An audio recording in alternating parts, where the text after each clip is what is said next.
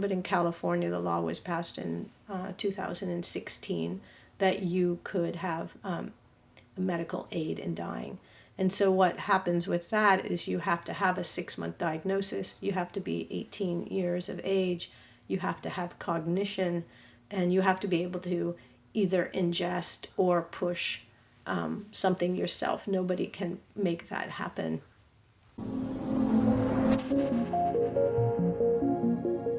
You know, one thing I just want to bring in, because it's a new thing and it's an interesting thing to be involved in California and now many other states to have medical aid in dying, where you already have a diagnosis, and it just hastens, like, you know, what is that to go through the process, and what is that to choose, like, I don't want to go through this long painful death, you know, how is there right or wrong in that? And you know, in the Tibetan view, like, there is this dissolution that happens at the end of life, where the first thing that goes is the earth element, and you get heavy, you can't move as much, you can't walk, like the physical, the condense of your body like starts changing.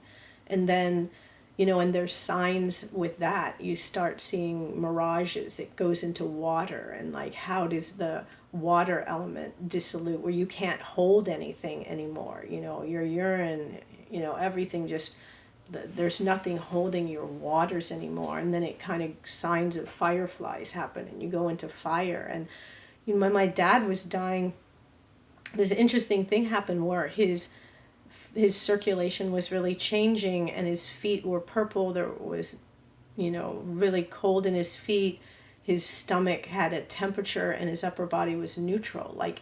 And this really amazing Bulgarian hospice nurse was there, and she's like, oh yeah, you want the fire element to leave evenly through the body, and you don't want sepsis to happen in the stomach. And so she's like, do you have any ice? And so we wrapped ice packs and put them underneath my dad's armpits, and that's where the most temperature regulators are. And it actually regulated my dad's temperature throughout his body. And I asked all these people, and this one Filipino nurse was like, oh, that's what we do with fevers. Like, it's traditional knowledge. Like, this is how you bring fever down and regulate temperature in the body.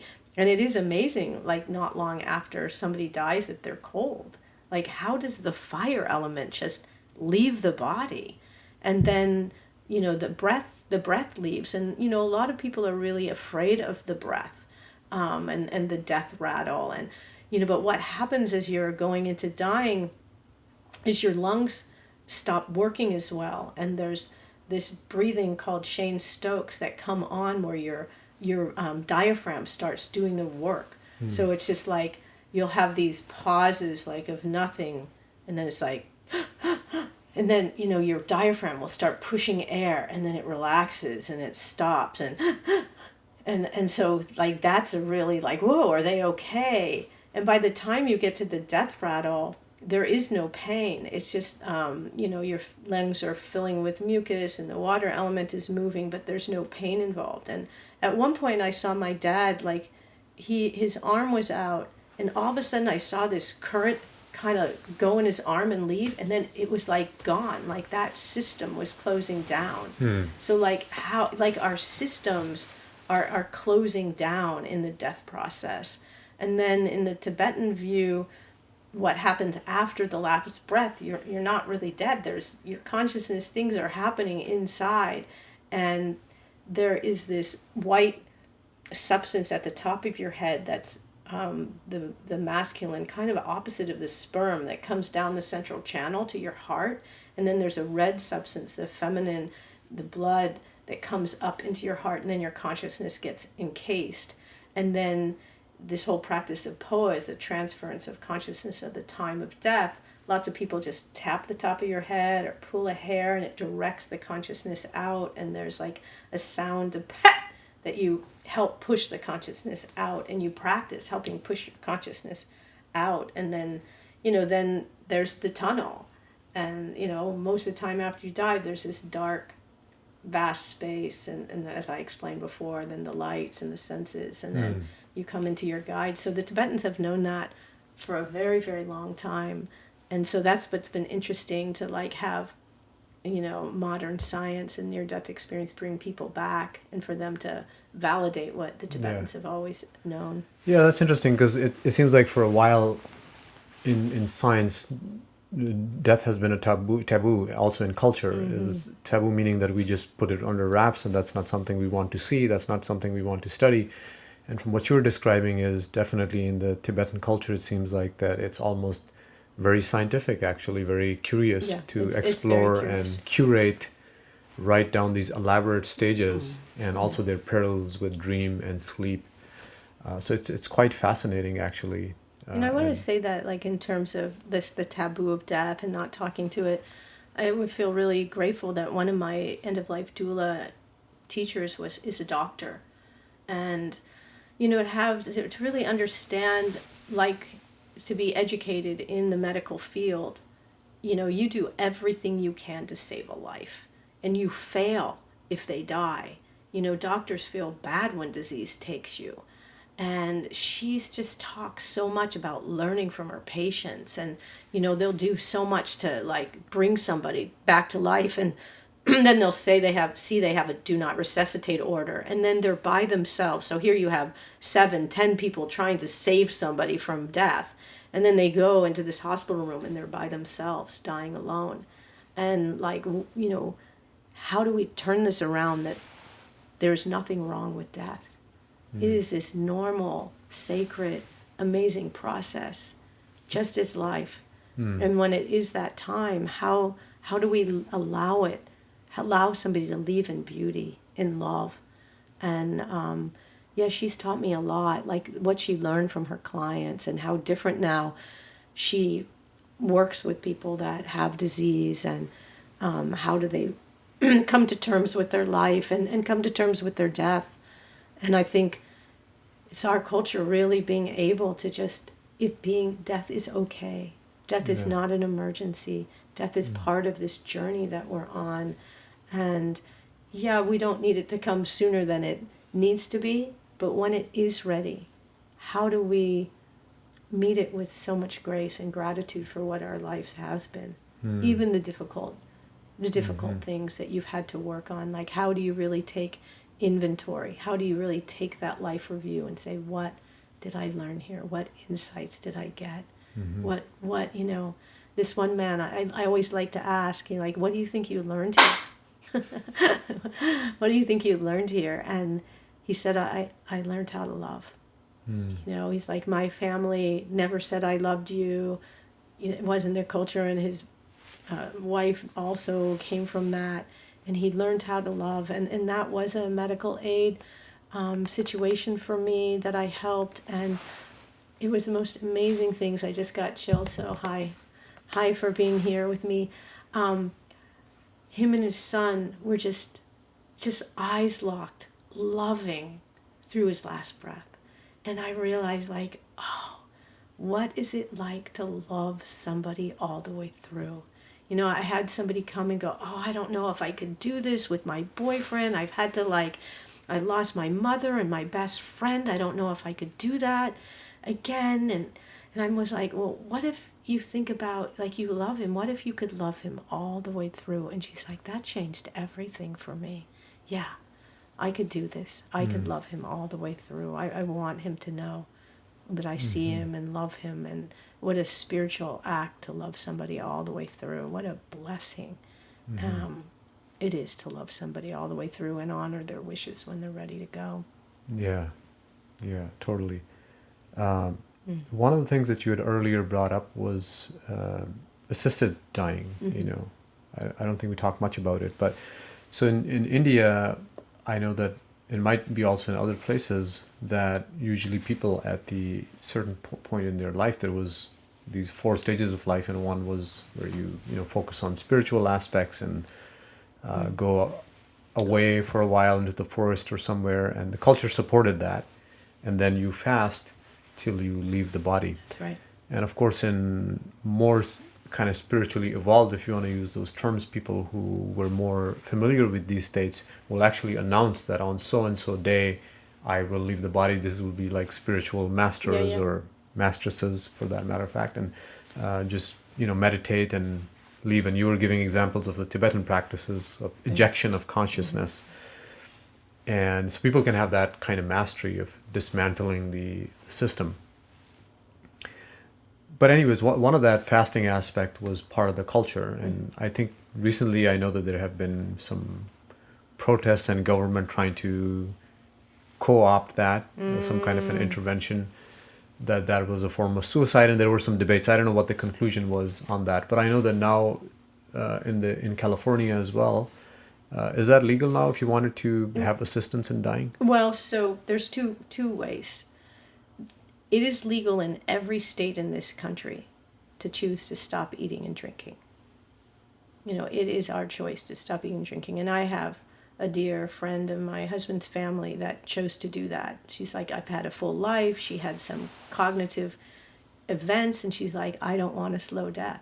And so she planned it all out with her doctor, setting up a hospice when she was ready. Her 2 kids came and stayed for this month and were with her. They would go canoeing. Like, she stopped eating and drinking. They were first going to canoes. They were listening to music. They would ask questions. And on the 7th day, and they wrote every day, like, what was happening. Is like fascinating. On the 7th day, maybe it wasn't, anyway, it was on one day, her consciousness, like her brain shifted. And then she was, after a few more days, went into this hospice facility, and she died a very peaceful death. Like, so she made that choice. And, you know, it was a beautiful thing that they were all there, and she made that choice, and, you know, there was support for her. So that is legal in every state in the country. It's called VSED, stopping eating and drinking, voluntarily stopping eating and drinking. And so that is a possibility for everybody. And so now, not in every state, but I think there's 11 states, more happening all the time. But in California, the law was passed in 2016 that you could have medical aid in dying. And so what happens with that is you have to have a 6-month diagnosis, you have to be 18 years of age, you have to have cognition, and you have to be able to either ingest or push something yourself. Nobody can make that happen. And so more and more people are making that choice. And so you have to verbally ask a physician to do this. Then you meet with a prescribing physician, just one-on-one. Nobody else can be there, so you're not being coerced in any way. And they see you have cognition, that you're making this clear choice. They look at your medical records, see, yes, like you are in this place of your death is coming within these 6 months. And then you meet with a supporting doctor that does the same thing, looks at your records, meets with you by yourself, sees you have cognition, sees that you are indeed dying, and then they give you the medication. And so the medication, and with that, the doctors, there's a lot in that they are not held liable for that. You know, this was a medical choice. And so they don't have to be there. You could have a doula there. You could have somebody you know and trust. They would highly recommend having a doula, you know, that you could then be the child, the friend that gets to really be present. And then what you do, you choose this day. It's an interesting thing to choose a death day. And different people do it differently. But you do take an anti-nausea pill, like a half hour to an hour before, and then the medicine is mixed, usually with apple juice, and you drink that medicine, and within 5 minutes, you go to sleep. And, you know, it depends. There are some red flags, like if you have had a lot of pain and you've been on opiates, it will take longer because you have some resistance. And also if you have any constriction in your colon, because that's where it's absorbed, can take longer. It could be a red flag. But the cases I've had, people have passed in 25 minutes.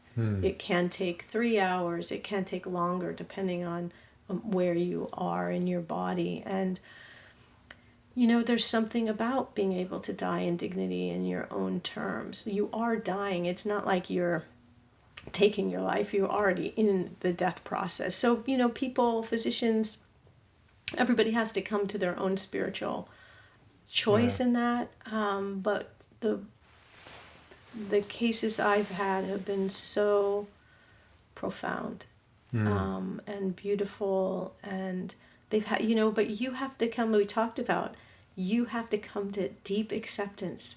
I'm Yeah. ready. I'm complete. My life's complete, because you have to drink the drink, or we Yeah. help somebody with a feeding tube. They have to push.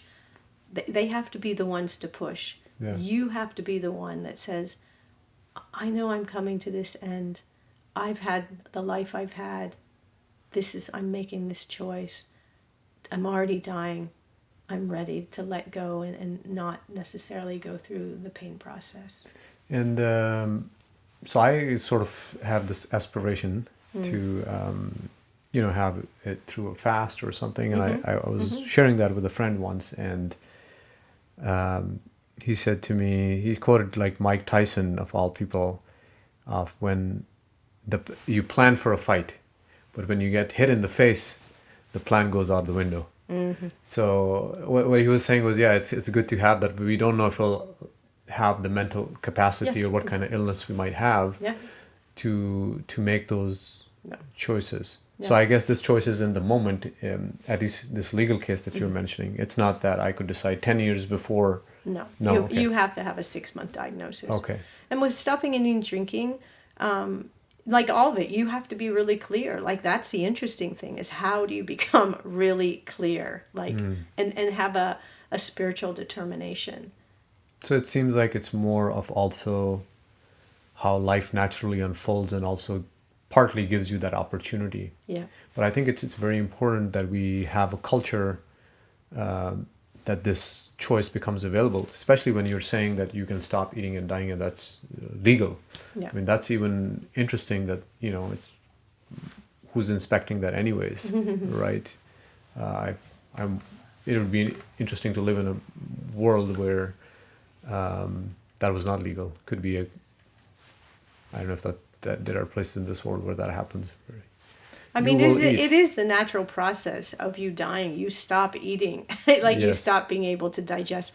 I will say, like, in stopping eating and drinking, like, even if you have a tablespoon of water, it will keep you living for quite some time. It usually takes 2 to 2.5 weeks. This friend, it was 17 days. So usually it's 2 to 2.5 weeks that it takes a person to go, if they're completely off all water and completely off all food. Yeah. And so, there's things that you could do with glycerin and things like that to keep, moisture in, and to tend. And, one of the big complications, because you need support, you have to have support with that. So it's harder just to do. That in hospice, once you cross a point where you're not, you are not thriving, there have been people that don't believe in it and have given people Gatorade in the night, and so that is your care team has to be really on board. Did it kill them faster? No, Or yeah, the Gatorade? Gatorade. No, it did not. I thought it had fire hydrant in it. Yeah, so who knows what's in that? But no, it took longer, and it was really difficult. And so it's like, oh, you're bringing your overlay of something. So it's, it is that thing of writing down your choice, knowing your choice.